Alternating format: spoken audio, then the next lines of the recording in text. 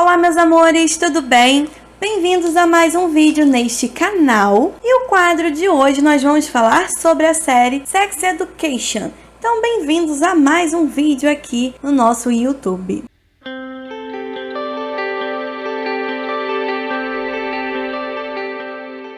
Então, se você gosta dessa série, se você gosta desse tipo de vídeo, já deixa seu like aqui para ajudar a divulgar o nosso canal, tá? Aproveita e compartilha o nosso vídeo. Também, se você não é inscrito, se inscreve aqui no canal, dá aquela forcinha pra gente e aproveita e me segue nas redes sociais também.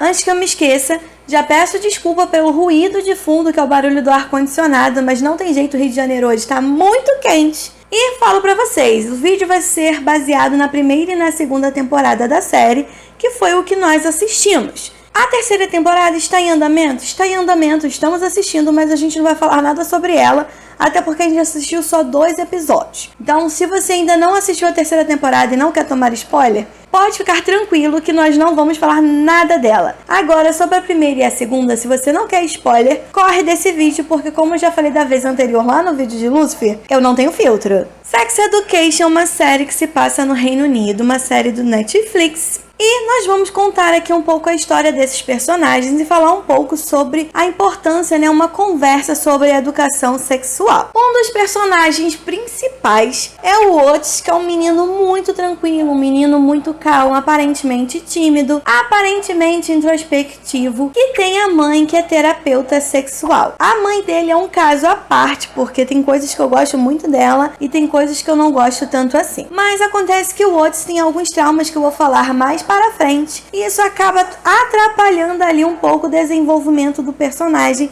enquanto pessoa. O melhor amigo do Otis é o Eric, um personagem muito cativante, ele é muito divertido.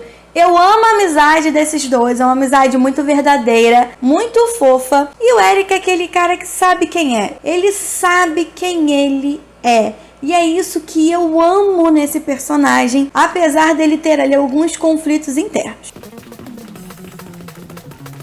Outra personagem principal é a Maeve, uma menina muito inteligente e aparentemente alternativa, que sofre ali com algumas coisas da vida que não tem relação com as suas escolhas, mas infelizmente ela é afetada por elas. E a Maeve tem um papel muito importante ali no plot principal da série, pelo menos na primeira temporada, que é a abertura da clínica. Porque a Maeve passa por problemas financeiros, afinal ela é uma adolescente que precisa se sustentar. E ela vê no Otis, que é um cara que sabe aconselhar os colegas, que sabe conversar com os colegas, que sabe ajudar os colegas com as palavras. Ela vê no Otis ali uma oportunidade dos dois abrirem uma clínica juntos sobre aconselhamento sexual.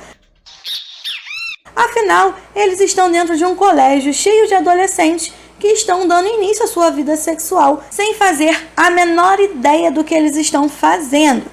Então o Otis acaba entrando nessa jornada junto com a Maeve, Ela organiza ali os pacientes e ele faz os atendimentos. Você consegue ver algum problema nisso? Porque eu consigo. E o Otis também consegue, Parece que são aqueles coachings que não fizeram nenhum tipo de faculdade e querem fazer terapia e ajudar as pessoas sem nenhuma especialização. Pois é. Isso acaba gerando um conflito ético com o Otis, porque afinal ele tem uma mãe que é terapeuta, ele sabe o que um terapeuta precisa ter de formação, mas ele quer tanto agradar a Maeve, ele gosta tanto da Maeve, que ele quer muito agradar ela e ele acaba passando por cima da sua consciência para poder agradar essa menina. O que nos traz a uma discussão, a um questionamento. A gente não pode passar por cima dos nossos princípios para agradar o outro. Isso também vale nas relações, principalmente com as meninas. A gente não pode ceder aos caprichos do namorado, do marido, do noivo, seja quem for, para poder agradar o outro e desagradar a nós. A primeira pessoa que você tem que agradar é você mesma. Isso vale também para os meninos, é claro, mas acontece muito mais com as meninas. Porque você pode acabar caindo num relacionamento abusivo, como nós vamos ver ao longo da série acontecer. A partir daí, nós temos um monte de adolescentes descobrindo problemas sexuais. E o Otis, que é um menino virgem, acaba ajudando esses adolescentes na sua vida sexual. Em algum momento isso é até questionado por alguns personagens, mas isso mostra pra gente que não necessariamente você precisa ter uma vida sexualmente ativa para entender o mínimo sobre sexo. No fim, a gente acaba percebendo que esses jovens precisam mesmo ser ouvidos e atendidos nas suas necessidades. E acaba que é um colega de turma que faz isso, só que em troca de um dinheiro, né? Em troca de um valor financeiro. Tem uma personagem que sempre me chamou a atenção desde o início pela forma passiva com que ela se colocava em situações. E essa personagem é a Aimee. No início ela tem um relacionamento abusivo com os próprios amigos que exploram ela de todas as formas possíveis, querem ditar a roupa que ela vai usar, as pessoas com quem ela pode falar, até que ela resolve dar um basta, né, nessa situação.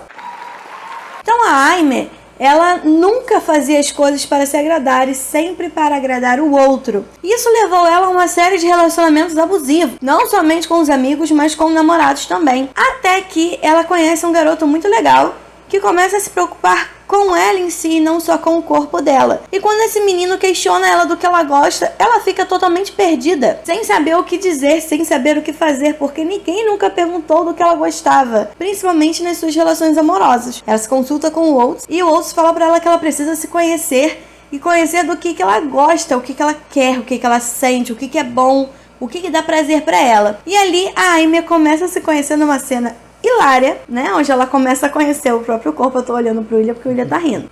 Mas ela começa a conhecer ali o próprio corpo e ela descobre todo um mundo novo, né? Se torna até mais confiante e começa a desenvolver o seu relacionamento muito saudável lá com o novo namorado. Tudo vai muito bem para a Aimee até o momento que ela sofre um abuso dentro do ônibus, e nesse ponto aqui a gente tem muito o que dizer, né? Porque o que aconteceu com a Aimee na frente de todo mundo naquele ônibus é uma coisa que a maioria de nós mulheres já passou. Claro que não de forma tão drástica quanto aconteceu com ela, apesar de pelo menos no Brasil eu já ter visto várias reportagens sobre isso ter acontecido. Comigo nunca aconteceu, mas eu sei que já aconteceu com muitas mulheres. Mas quem nunca foi, né, passar a mão em você dentro do ônibus, ou roçar em você dentro do ônibus, ou falar alguma gracinha pra você? No caso da Aimee foi um pouco mais grave do que isso. E no início ela relativiza, ela fala que tudo bem, não foi nada demais. Mas a Maeve faz ela perceber que foi uma coisa séria sim. A Maeve leva a Aimee na delegacia pra fazer a denúncia. E depois disso, a Aimee desenvolve um trauma e ela começa a não conseguir mais ir de ônibus para a escola.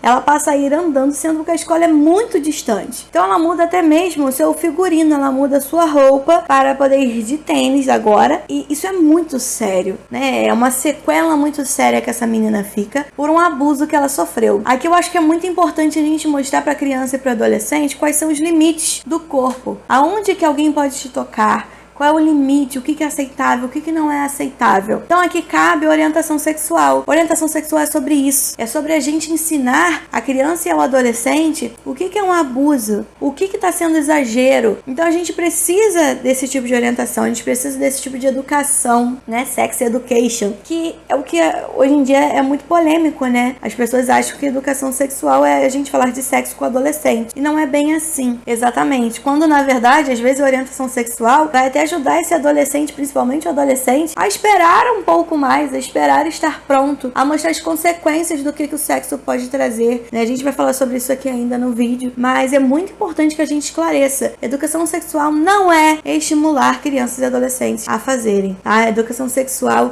é a gente orientar as melhores práticas, orientar a evitar DSTs e principalmente orientar a identificar abusos, como o abuso que a Aimee sofreu. Eu não posso deixar de falar nesse vídeo aqui também sobre o Adam, que é um personagem que eu amo, acho que é o meu personagem preferido da série, porque ele é um menino mal compreendido, né? Ele é um menino que sofre muita violência por parte do pai. Não digo violência física, porque realmente não vi nenhuma cena de violência física entre eles, mas o pai é a pessoa que poda totalmente a personalidade do Adam e totalmente a autoestima do Adam. É um pai extremamente abusivo no sentido de falar coisas inapropriadas pro menino, como se o menino fosse... Ele trata o menino pior do que um mosquito. Parece que o menino é inimigo dele, sendo que é o filho dele, né? Ele é o pai. E infelizmente esse cara também é o diretor da escola. Então ele não é abusivo somente com o filho, mas com todos os alunos. Ele não é uma pessoa boa e o Adam sofre muito com isso, porque ele é muito rebaixado pelo próprio pai. O que acaba gerando no Adam um complexo de agressividade muito grande. Ele é muito agressivo porque ele não sabe lidar com esses sentimentos e a agressividade é tudo que ele recebe. E ainda tem a mãe dele, que não é uma pessoa ruim, trata ele com carinho,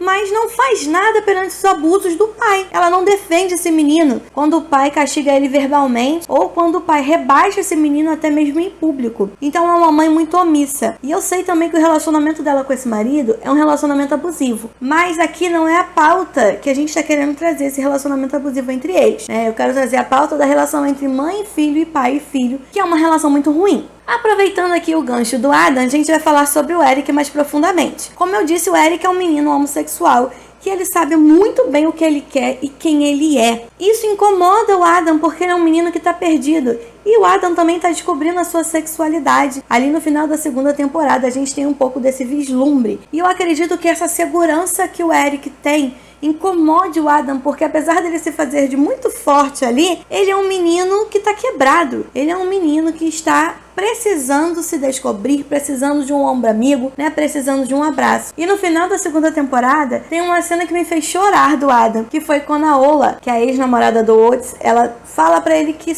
eles são amigos. E ele fica muito emocionado, porque ninguém nunca falou pra ele que era amigo dele. E isso me marcou muito, porque, de novo, como professora, a gente vê aquela criança que é agressiva, que tá excluída na sala, né? E a gente não imagina o que passa dentro dessa criança. Então ele só queria um amigo, e a Ola deu isso pra ele. Foi muito emocionante ver a cena, né? Que ele pega a Ola no colo e abraça e roda com ela no colo. Então, assim, a série me ganhou muito com essa cena. Já o Eric, como é um menino muito firme ali nas suas convicções, ele também passa por alguns conflitos, porque ele entende que a família dele ainda não sabe que ele é homossexual, sendo que tá na cara e todo mundo já sabe. Então ele passa por uma situação de violência onde ele é agredido na rua e o pai dele fala pra ele assim: se você quer levar essa vida, você vai ter que ser mais forte do que isso. Isso acaba despertando um pouco o Eric. Ele passa ali por situações de conflitos, ele para de se vestir como ele comumente se vestia, que é um modo um pouco mais chamativo, e o pai dele percebe essa tristeza nele.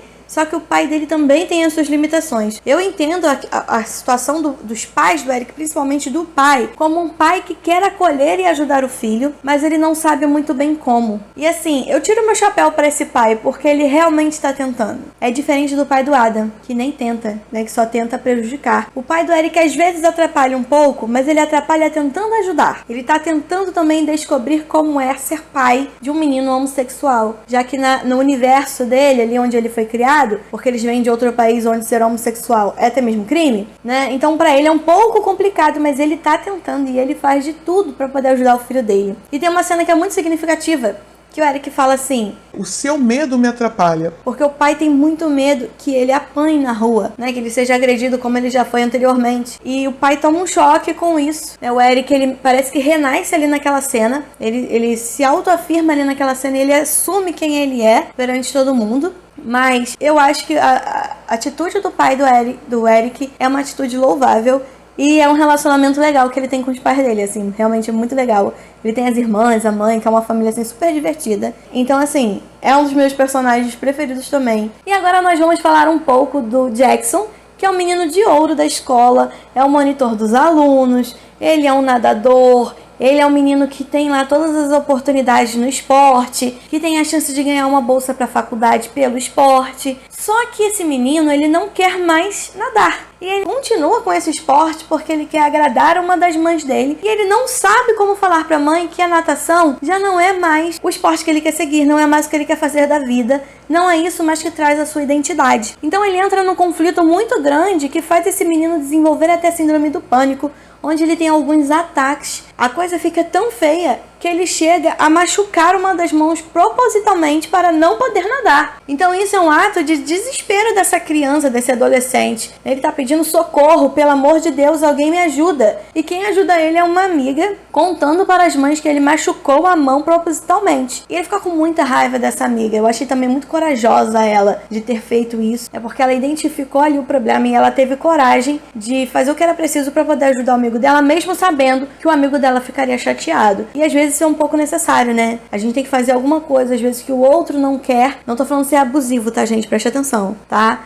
Às vezes a outra pessoa ela tem um pouco de medo de tomar algumas atitudes, que era o caso do Jackson. Então essa menina foi lá e contou para as mães dele o que estava acontecendo. Tiveram ali alguns conflitos no meio, mas enfim, essa família conseguiu se acertar e o Jackson tá melhorando aos poucos. Agora vamos falar um pouco sobre a Maeve, que é essa menina que se vira sozinha na vida. Ela tem uma mãe que é dependente química desde que ela era criança, um irmão mais velho que aparece e some ao longo de sua vida, e no fim do dia ela tá sozinha. Então ela tem que comprar a comida sozinha, pagar o aluguel sozinha, tudo sozinha, o que é muita responsabilidade para uma adolescente. Ela é uma das meninas mais inteligentes da escola, apesar de ser dada como delinquente. Não delinquente em si, mas ela tem fama de ser uma menina muito fácil, né, entre aspas, digamos, para os meninos. Tudo porque uma vez um menino pediu para ficar com ela disse não, e o menino foi lá e inventou um monte de rumores sobre ela que se espalharam pela escola e ajudaram a dar origem a outros rumores. Reconhece o cenário? Te parece familiar? Isso acontece todo dia. Então o que eu posso dizer pra você é: não acredite nos rumores que você ouve. Quem tem boca, fala o que quer. Muitas vezes o menino, quando você fala não, ele vai falar que você falou sim e vai inventar um monte de atrocidades. O que é muito ruim, porque a gente sempre coloca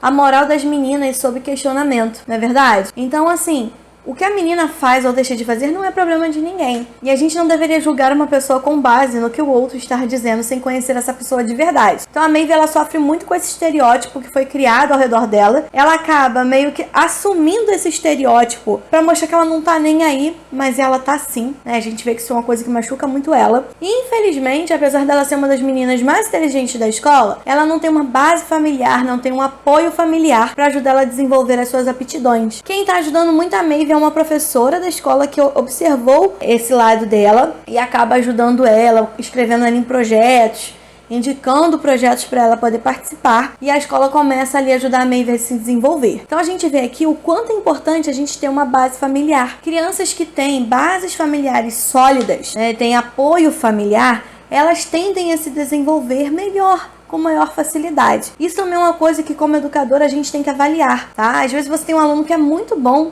mas ele não tem uma base, ele não tem uma ajuda. Então cabe a gente também ser essa base para ele. Só mais uma observação sobre a Maeve: tem uma parte que ela acaba denunciando a mãe, porque ela tem uma irmã de 3 anos, a mãe está em recuperação, e a mãe passa a morar com ela. E ela observa que a mãe teve recaídas. E a irmã acabou ficando renegada. Então ela acaba denunciando a mãe dela. A irmã dela vai para a assistência social e a mãe fica com muita raiva dela. Só que ela fez isso porque ela não quer que a irmã passe por tudo que ela passou quando foi criança. Ela quer um destino diferente para a irmã dela. Então ela foi também muito corajosa. A Maeve é uma menina muito corajosa. Eu gosto muito dessa personagem também. Por fim, nós temos o Oates, que é um menino traumatizado porque quando ele era criança ele pegou o próprio pai traindo a mãe, e a mãe, quando foi explicar isso pra ele, né, porque ele acaba perguntando pra mãe o que ele viu, a mãe explica isso de uma forma um pouco controversa, que eu e o William discordamos um pouco. Pra mim ela foi um pouco agressiva, sabe, mas o William acha que não, mas eu acho que isso também causou um trauma no Oates.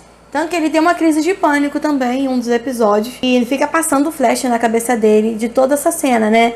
Dele ter visto o pai com uma outra mulher e depois da mãe dando uma explicação a ele do que aconteceu.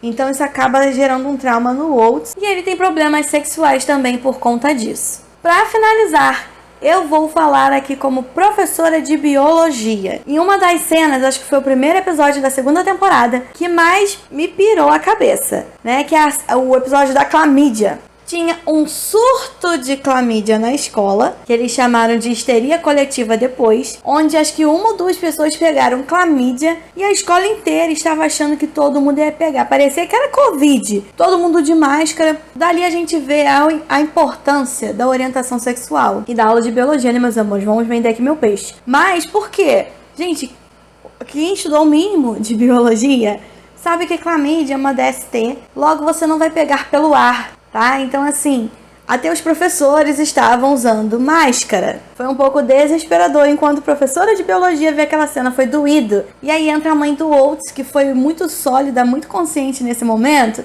e começou ali a orientar o pessoal, né? Mostrando, gente, pelo amor de Deus, alguém precisa falar com essas crianças sobre sexo. Alguém precisa orientar os próprios professores que não sabem o que está acontecendo. Não é possível que professores não saibam que clamídia é uma DST. Então, se você é adolescente, você vê o professor entrar em pânico, achando que clamídia vai pegar no ar, você vai entrar em pânico também, né? Então, assim, Achei o episódio de uma necessidade, apesar de ter sido difícil pra mim assistir, mas foi muito necessário esse episódio.